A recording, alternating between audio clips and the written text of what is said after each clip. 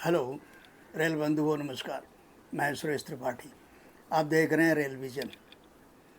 सर्वप्रथम आप सबसे मेरा अनुरोध है कि वीडियो को ज़्यादा से ज़्यादा लाइक करें, शेयर करें और चैनल को सब्सक्राइब कर लें। इसमें पैसे नहीं लगेंगे और ये आपका सबसे बड़ा योगदान है। धन्यवाद। आज का विषय है तीज का महानतम त्यौहार भारतीय रेल में। उसका मौसम चल रहा है, शुरुआत हो गई है। कुछ ने तो एडवांस में शुरू कर दिया। इस संदर्भ में हमने अभी एक ईस्टर्न रेलवे का मैटर पब्लिश किया।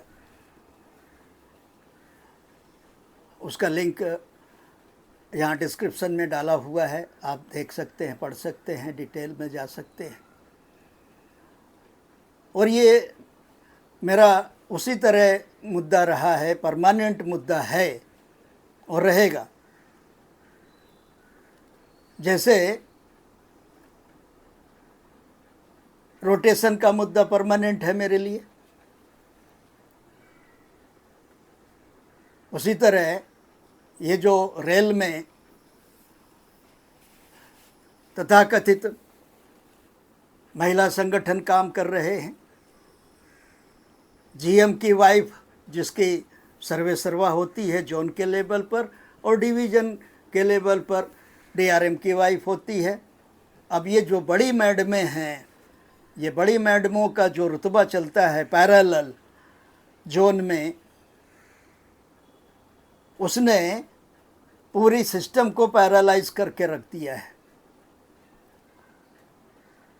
क्योंकि पहले कभी इसमें बहुत कम या बहुत ज़्यादा फंड नहीं होता रहता था। आज फंड की भरमार है, क्योंकि बड़े बड़े कारपोरेट भी इसमें योगदान दे रहे हैं और छोटे से छोटे कॉन्ट्रैक्टर जो हैं वो भी, उनसे भी वसूली हो रही है इसके नाम पर।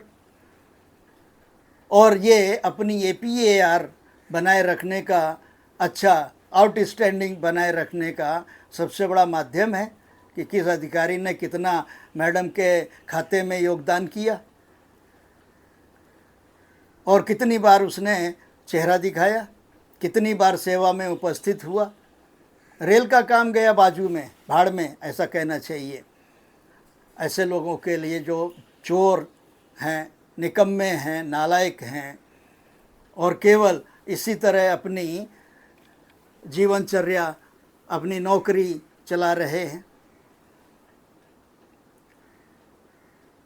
तो ये संरक्षण सीधे सीधे जीएम के नीचे होता है, डीआरएम के नीचे होता है। जैसा पहले हम एक बार एनएफआर का मैटर लिख चुके, वहाँ से भी बहुत सारी महिलाओं के, मैडम के अवभगत में वीडियो और फोटो आए, वो हमने डाले, वो हमने दिखाए। और अभी ईस्टर्न रेलवे के आए, जीएम महाशय 31 जनवरी को रिटायर हो रहे हैं, तो उनकी मैडम ने एडवांस में तीज का त्यौहार मना लिया।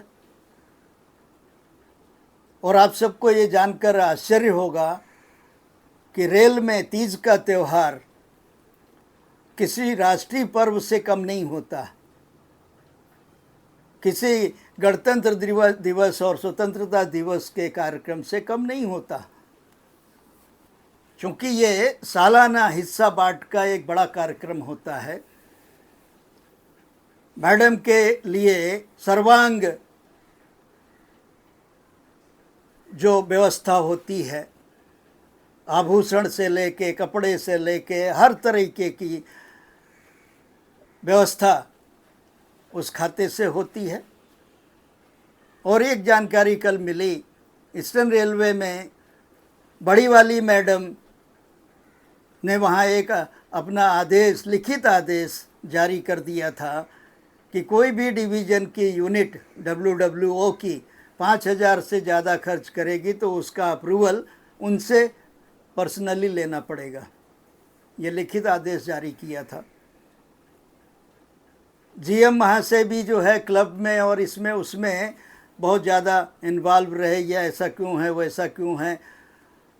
रेट क्या है खाने का, और फिर इसको आउटसोर्स क्यों किया जाता है क्लब को, ये सब की दिनचर्या में लगे रहे।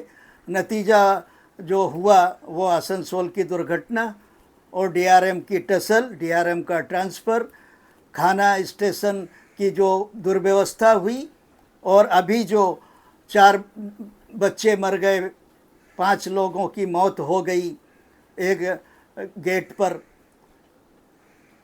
एक स्कूल वैन से टकरा करके। लोकल पैसेंजर ट्रेन का जो एक्सीडेंट हुआ उसमें 4 स्कूली बच्चे मारे गए ऑन द स्पॉट, और एक और अन्य की मौत हुई है। 5 मौतें हुई हैं ऑन द स्पॉट। बहुत सारे बच्चे अंग भंग हुए। तो और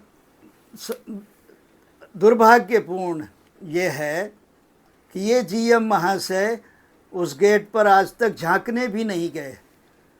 जिस तरह आसनसोल वाली दुर्घटना के समय ये एमसीएफ में रायबरेली में एक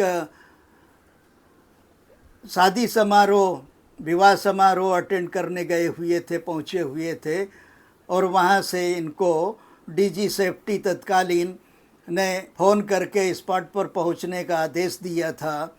तो ऐसे लोग हैं ये जो बहुत जिम्मेदार पद पर बैठकर बहुत बड़े गैर जिम्मेदार हैं, केवल एंजॉय कर रहे हैं। और ये सरकार की, बार बार मैं ये कहूँगा, फिर कहूँगा कि ये सरकार की ही बलिहारी है, या ये वो रेलवे बोर्ड के वो दुष्ट सीआरबी जो रहे हैं उनकी बलिहारी है। उनकी बदौलत ऐसे निकम्मे नालायक लोग जिनका फील्ड से कभी कोई कनेक्शन नहीं रहता है पूरी सर्विस में, वो जीएम बना दिए जाते हैं, वो डीआरएम बना दिए जाते हैं। जिनका फील्ड का कोई नॉलेज नहीं होता है, ना संबंध होता है पूरी सर्विस में। ये क्लर्क होते हैं, केवल अपने ऑफिस में बैठ कर के क्लर्की करते हैं, खरीद फरोख्त करते हैं, फाइलें देखते हैं, डिसीजन लेते हैं नहीं लेते हैं, वो तो सब जानते हैं। ऐसे लोग जब जीएम जैसे जिम्मेदार पद पर बैठते हैं तो उनकी गैर जिम्मेदारी, गैर अनुभव, अकर्मण्यता, नालायकी सब सामने आ जाती है। तो खैर ये उनकी व्यक्तिगत क्षमता की बात है। अब बात होती है जहां हम कर रहे हैं WWO की बात। WO के ऊपर मेरे पास बहुत सारा इनपुट है। आप देख सकते हैं, पढ़ सकते हैं, जानकारी ले सकते हैं, अपनी जानकारी बढ़ा सकते हैं। और जानकारी ही एसेट है, ये आपको यानी रेल कर्मियों को नहीं भूलना चाहिए, हम किसी को भी नहीं भूलना चाहिए, ये भी सत्य है इन जनरल। तो रेल में WWO की जो धींगा मस्ती चल रही है, ईस्टर्न में तो चल रही है, ईस्टर्न की तो बात हो गई, कुछ और जोन में हो रही है जिनके जीएम रिटायर हो रहे हैं, ईसीआर में ही हो रही है। खबर पढ़ने के बाद ईसीआर से जो फीडबैक आया वहाँ भी यही हो रहा है। वहाँ तो जो शब्द इस्तेमाल किया गया वो था श्रद्धांजलि, कि ये तीज को श्रद्धांजलि दे के जाएंगे, ये उसकी तैयारी में लगे हुए हैं। पूरे कार्यकाल में ईसीआर में वर्तमान जीएम के 9 सीबीआई रेड हो चुकी हैं, और जिन डिपो में ये सीबीआई रेड हुई हैं वहाँ पर निर्द्वंद होकर के फिर से वही सारी प्रक्रिया चल रही है, वही सारा करप्शन चल रहा है जो पुरानी सीबीआई रेड, पहले की सीबीआई रेड के पहले चल रहा था। चूँकि वहाँ के डिपो लेवल, जैसे बताया गया कि डिप्टी सी कंस्ट्रक्शन हाजीपुर 2 और AN वगैरह नीचे जिन डिपो में सीबीआई की रेड हुई है अब तक, वहाँ खूब धींगा मस्ती, निर्द्वंद होकर के करप्शन में लोग फिर से जुट गए हैं, क्योंकि उनका मानना है कि सीबीआई दोबारा नहीं आएगी। एक बार आ गई है, जहाँ आ जाती है सीबीआई वहाँ दोबारा नहीं जाती है। और ये बात काफ़ी हद तक सच है। सीबीआई को कोई ज़बरदस्ती तो है नहीं, सीबीआई अपनी मर्जी से तो जाती नहीं, सीबीआई के पास जब कोई कंप्लेंट आती है, उसका वेरिफिकेशन होता है, सही पाए जाने पर ही आगे एक्शन होता है। तो जब तक दोबारा वहाँ से कंप्लेंट नहीं आएगी तो उस डिपो में दोबारा क्यों जाएगी? तो इस तरह की जो घटनाएं हैं वो जीएम के नाम पर कलंक लगा रही हैं और ये कलंक लेकर के वो रिटायर होने जा रहे हैं। ऐसे ही और कई जोन में चल रहा है। मगर ये अनऑथराइज ऑर्गेनाइजेशन हैं, इनका कोई अस्तित्व कागज़ पर नहीं है। रेल से इनकी कोई मान्यता नहीं है, मगर फिर भी बोर्ड लेवल पर जहाँ सीआरबी की मैडम इसकी सर्वे सर्वा होती हैं, जो ऑल इंडिया लेवल पर होता है, और जोन लेवल पर जीएम की मैडम बड़ी मेम साहब होती हैं। उनके रुतबे जीएम से एक्चुअली 50-100 गुना ज़्यादा होते हैं, जो स्वाभाविक है क्योंकि उनके पास एक्स्ट्रा ऑर्डिनरी पावर होता है। जब आपका जीएम उनके मातहत रहता है तो आप तो अपने आप आ गए, आप अलग कहाँ हो जाते हैं। जीएम जब उनके सामने नतमस्तक रहता है, उसकी नहीं चलती है उनके सामने, तो बाकी की क्या हैसियत है। और इस तरह जीएम में यानी रेलवे में एक पैरेलल समानांतर व्यवस्था चल रही है जिसका बड़ा आतंक है अंदर लेवल पर। मगर फिर भी सरकार को, मंत्री को, किसी को इसकी परवाह नहीं है, पॉलिटिकल लीडरशिप को इसकी परवाह नहीं है, ना जानकारी है, होगी भी तो परवाह नहीं है, क्योंकि वो भी तो इसी व्यवस्था की पैदाइश है। उन्होंने भी सर्विस में आने से लेके अब तक वही देखा सुना और किया है। तो अब वो उस पोजीशन पर हैं जहां उन्हें लाभ लेने का अवसर मिला है, आया है, तो कोई क्यों छोड़ देगा। कोई एक आध ही रेयर निकलता है जीएम जो इन सब गतिविधियों में लिप्त नहीं रहता है। अभी बार बार लिखे जाने के बाद भी कुछ एक जीएम हैं जो बीबी के पल्लू से बंधे रहकर या लहंगे के साथ में पल्लू पकड़ कर चलते हैं, साथ में लेकर के गांठ बांध करके इंस्पेक्शन में, जीएम इंस्पेक्शन में, सो कॉल्ड जीएम इंस्पेक्शन, उसका भी हमने डिटेल में ब्यौरा दिया कि जब जीएम की पूंछ पकड़ के उसकी पत्नी जाएगी इंस्पेक्शन में किसी डिवीज़न के, तो उसका महकमा, आधा महकमा सारे डिपार्टमेंट का और ख़ास तौर पर जिस कैडर का जीएम होता है उस कैडर का तो हो ही जाता है, पूरा महकमा उसके अवभगत में पैरेलल व्यवस्था में लग जाता है। वही यहाँ हो रहा है। ये बेशर्म जीएम जो 31 तारीख को रिटायर हो रहे हैं, निहायत बेशर्म, निहायत निठल्ले, कि अभी महीने भर दूर है तीज, मगर अभी मना लो क्योंकि हमको हमारा लाभ लेके जाना है, नहीं तो आने वाली जीएम मैडम को मिल जाएगा।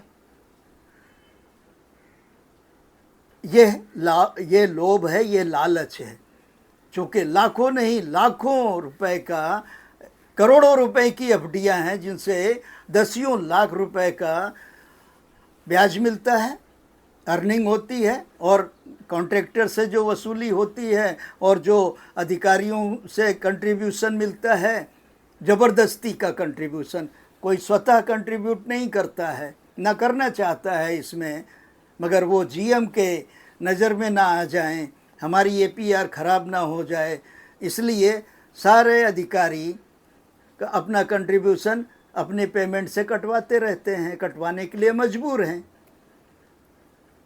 कौन चूं करेगा?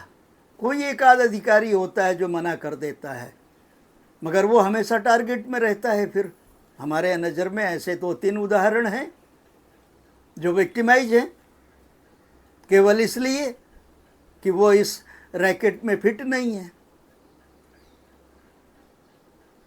इस कंट्रीब्यूटरी करप्शन व्यवस्था के अंग नहीं है वो।